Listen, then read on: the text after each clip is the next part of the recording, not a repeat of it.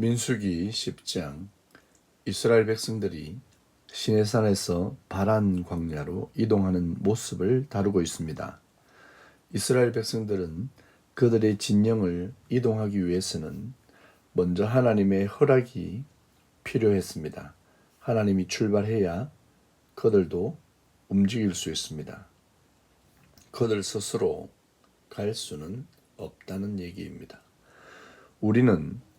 우리가 스스로 결정해서 살아갑니다. 내 의지에 따라, 내 생각과 계획에 따라 하루하루를 진행해 갑니다. 그러나 진정한 하나님의 백성은 하나님의 인도하심에 나를 맡겨야 합니다. 사소한 일 하나라도 그것이 하나님이 인도하시는 걸음이 되도록 해야 합니다. 광야에 머물렀던 이스라엘은 하나님에 의해 만들어진 나라입니다. 하나님의 나라입니다. 하나님이 통치자가 되셔서 그들을 인도하는 것입니다. 하나님의 나라는 어떠해야 하는가를 보여주시는 것입니다.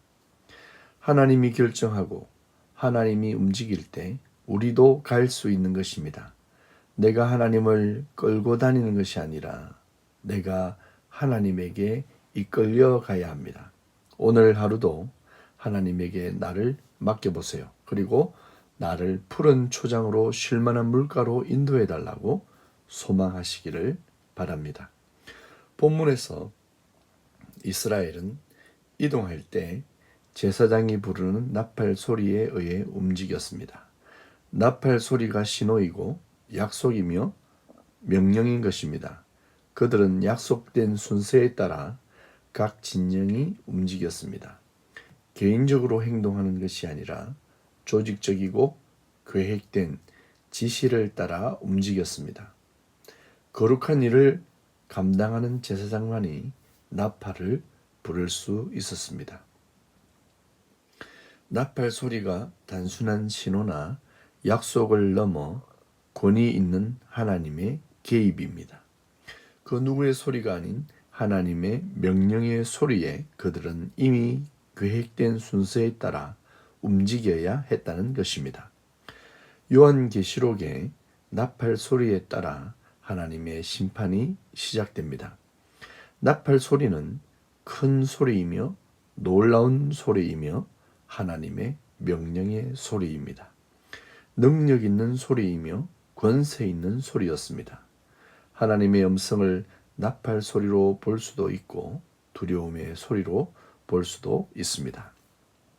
우리는 하나님의 명령에 귀를 기울여야 합니다.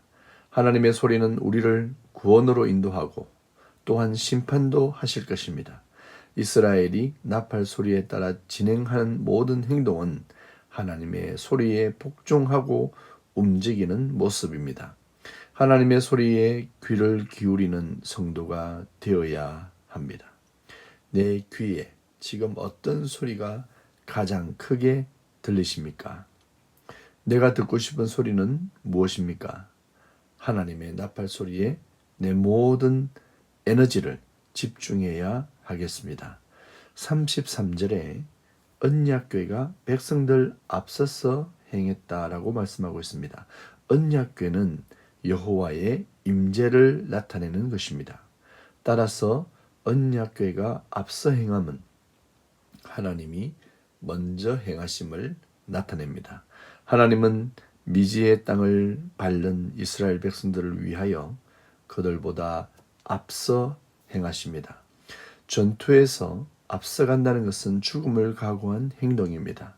앞서 행하시는 하나님은 우리를 사랑하셔서 사랑으로 인도해 주시고 먼저 그 길을 가시는 것입니다. 십자가를 지시고 죽음의 골짜기를 걸어서 십자가에 달리신 예수님은 우리의 구원을 위하여 먼저 행하셨습니다. 먼저 죽고 먼저 부활하신 것입니다. 그 길을 먼저 행하시고는 우리도 그 길을 따라 오라고 명령하십니다. 하나님은 오늘도 우리보다 먼저 행하시며 우리가 가야 하는 길을, 우리가 가야 하는 땅을 먼저 밟고 그 길로 따라오라고 인도하십니다.